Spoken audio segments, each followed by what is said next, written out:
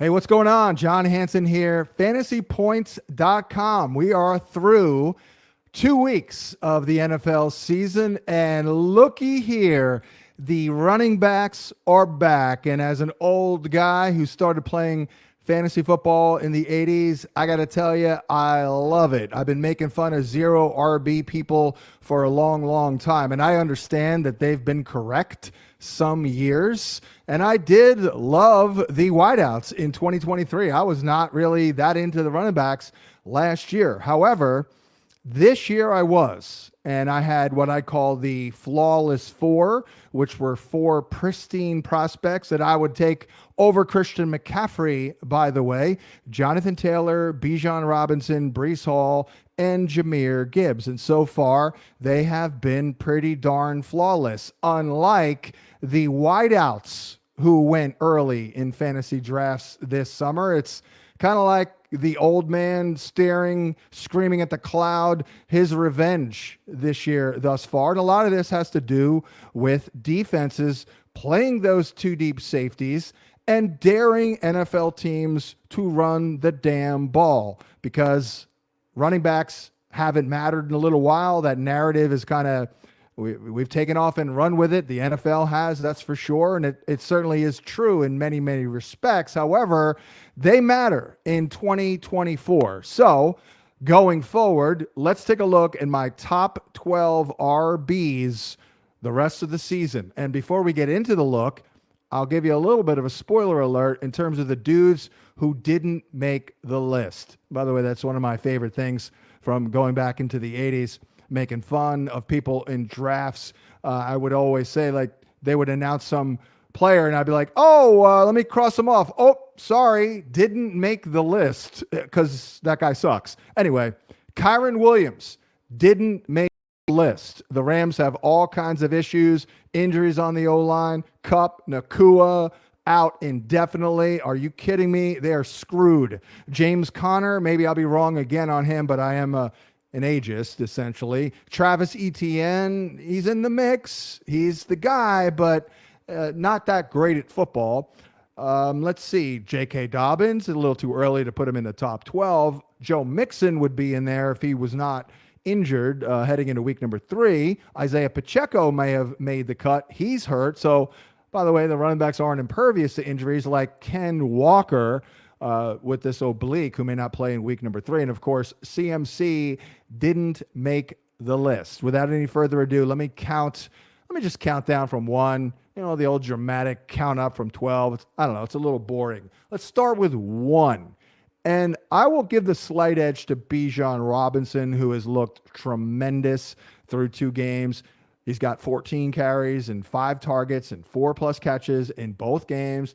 He's got 111 scrimmage yards in both games, 16+ fantasy points in both games. Snap share in week 2 dropped a little bit from 90% to 74%, but as did the carry share because we got a little more involved with Tyler Algier. But you know, Bijan's route share actually climbed in week 2 from 71% to 74%, and he is averaging a very, very healthy, and the O-line is good in run blocking, 2.81 yards before contact per attempt, and also 2.34 yards after contact with 0.28 missed tackles forced per attempt. So Bijan is absolutely balling, and this is why you took him over Christian McCaffrey. At least you did if you listened to yours truly, because I mean, he's like 6 years younger, people. It's a young man's game, and it's a young man's position. Number 2 on the list, another young man, Breece Hall, who I had as my number 1 overall player this summer over McCaffrey. He's doing pretty well, despite averaging just 0.60 yards before contact per attempt, which, by the way, per fantasy points data, ranks only 28th out of 31 running backs with at least 20 carries. However, Breece has got 14+ carries, 5+ catches, 93+ scrimmage yards, and a touchdown, and 19+ fantasy points in each of his first 2 games. Not that worried about Braylon Allen, the rookie. He's going to take a little bit of work away, but, I mean, we can't get every damn touch in the backfield, or else maybe we get hurt and we wear down. So, love the flawless 4. I got 2 of them here through 2 weeks at 1, 2 here in my running back rankings. We'll see where the rest of the guys land here on the list, because so far, again, they've been pretty darn flawless. But at number 3, I'm going to go with Saquon Barkley. And I was in on Barkley this year. He was on my list. I was very judicious. I didn't list a lot of players, just like randomly throwing names out there. I was like really highly targeted. Barkley made the cut, 26 touches, 116 scrimmage yards, and 17.6 fantasy points in each of the first 2 games. With the Eagles, he's averaging the second most yards after contact per attempt among 31 running backs with 20 carries.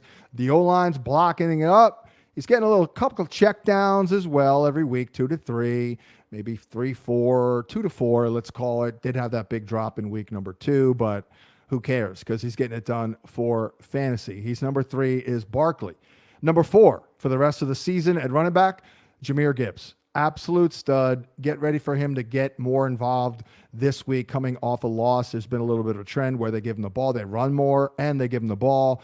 Gibbs is outpacing Montgomery in carries, receptions, scrimmage yards, route share, snap share, and fantasy points as well. Gibbs is averaging the 4th most yards after contact per attempt at 338 among running backs with at least 20 carries. And Monty is getting a little bit more before contact because that's his deal. That's what he does. But you're looking good here with Jahmyr Gibbs, 22 years old. You got to love it. Young man's game.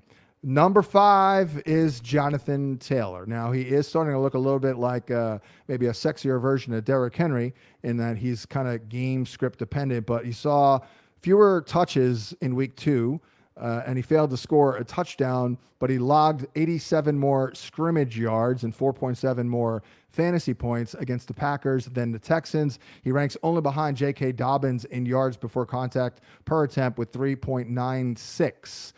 He is not getting much after contact, and he's not getting much in the passing game, which is a little bit of a concern. But, I mean, he owns his bitch in the backfield. There is no one else involved there other than, of course, Anthony Richardson, who's not very good, which means they need to commit to Jonathan Taylor. Number 6, and didn't make my top 12 in the preseason, that is for sure, because I am an ageist. But, man, Clint Kubiak has got it going on there in New Orleans. The O-line is overachieving. I think they could keep this up all year if Derek Carr plays well, because they're blocking it up really well, and they're calling good plays at the right time. Kamara's got a top 6 success rate in gap runs, and he's got a high success rate in zone runs. 78% for gap, 73% for zone. So he's getting it done. And by the way, we haven't even seen the catches and the checkdowns because they are absolutely coming like this week against the Philadelphia Eagles. Alvin Kamara checking in at number 6. Number 7 for the rest of the way at running back, Mr. Volume. Pump up the volume as the Packers are right now with Josh Jacobs. They're running his ass into the ground as I thought they would. It is essentially a 1-year deal. So he is, highly motivated. We'll see if Jordan Love gets to start in week 3. I don't think he will, but we're closing in on that. So that's certainly good. And despite not even scoring a touchdown yet, he is tied for the league in carries, is Josh Jacobs. Marshawn Lloyd, the rookie, also suffered another injury, which landed him on IR. And then Wilson, the backup, wasn't that great this past week. So, we're looking pretty damn good here with Josh Jacobs getting all kinds of touches. Yeah, Emmanuel Wilson. I almost forgot the man's name, quite frankly, because he looked good week 1, by the way. Didn't look very good in week number 2. Josh Jacobs checking in at number 7 on my list. Let's go to number 8. It's Jimmy Cook, a.k.a. James Cook. And finally, say hello, touchdown regression. Dude previously scored 1 rushing touchdown in his last 16 games, postseason included, and that's on 236 carries. But we got 3 tutties in week 2. Of course, screwed me over on that prop that I loved. I hit the yardage one, but, a few carries shy because he got pulled out of the game. But we're looking good here. I do love Ray Davis, but they are run heavy under Joe Brady, and Davis and Ty Johnson, they're really only getting some scraps here. Certainly Josh Allen's still a threat to Cook, but we're looking really good with James Cook. probably going to get 20 opportunities per game. At 9, I was in on this guy this summer as well. He was on my list, and I'm trying to be right about him 3 years in a row because I didn't love him last year, and I loved him in 2022. It's Rhamondre Stevenson, who has absolutely carried the Patriots through 2 games. Let's take a look at some of the data here because it's really, really impressive. 23 plus touches and 90 plus scrimmage yards in each of the first 2 games. He ranks number 2 in expected fantasy points at 22.5 based on the massive role. He's tied for first in missed tackles forced with 13. He's handled 100% of the touches in the backfield, the rushes in the backfield inside the 5. And with very little help from his O-line, he's averaging just 1.28 yards before contact, which only ranks 34th with running backs in terms of 10-plus carries. But he is kind of offsetting a line that's not creating a lot of room for him. So Rhamondre is absolutely balling right now. I'm worried a little bit about him wearing down, but man, you got to love it if you're rolling with Rhamondre. Hopefully you are. Number 10 on the list, I was out on McCaffrey all summer, tried to tell people, look, I'm going to get other things wrong, critical things, but it made no sense to me. But we get it to an extent because it's a great offense and it's a great system and a big commitment. So that is why I'm going Jordan Mason at RB10 the rest of the way. I mean, there's already talk that Christian McCaffrey may not play till week 10. So we'll see what they do record-wise and all that. But, if you're Kyle Shanahan and the Niners, it's all about the stretch run in the playoffs and making a run and hopefully winning a Super Bowl. So if Jordan Mason is crushing as he is, I see no reason why they should really rush McCaffrey back. Mason is averaging 2.08 yards before contact per attempt and 3.06 yards after contact. All very, very good numbers. 81% snap share, 80% carry share. No one else is involved. Isaac Guerrero, his role has been not good. It's been horrendo, actually. And also, Deebo Samuel is out. So that helps Jordan Mason as well. Derrick Henry checks in at number 11 here, RB11 on my board the rest of the way, coming out of week number 2. He did score last week. A little worried about Justice Hill. He is very game script dependent, but I think the Ravens are going to get theirs. And let's not forget, all the data on Derrick Henry is way better in November and December. This is actually normally the time when he struggles.